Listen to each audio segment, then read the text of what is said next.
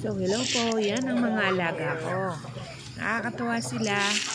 Kasi basta natanaw nila ako sa umaga, yan na, takbuhan na sila palapit sa akin. Alam na nila na patutukain ko na sila. Kahit nasan sila, pag may tumakbong isa, ayan, sunod-sunod na sila. O, diba? Nakakatuwa din ang buhay sa bukid. May mga alaga kang manok. Yan.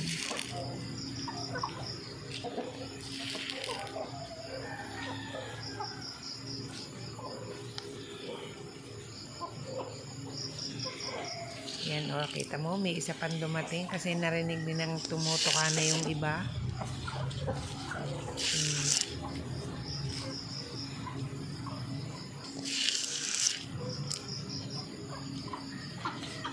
Masipag mangitlog ang mga yan.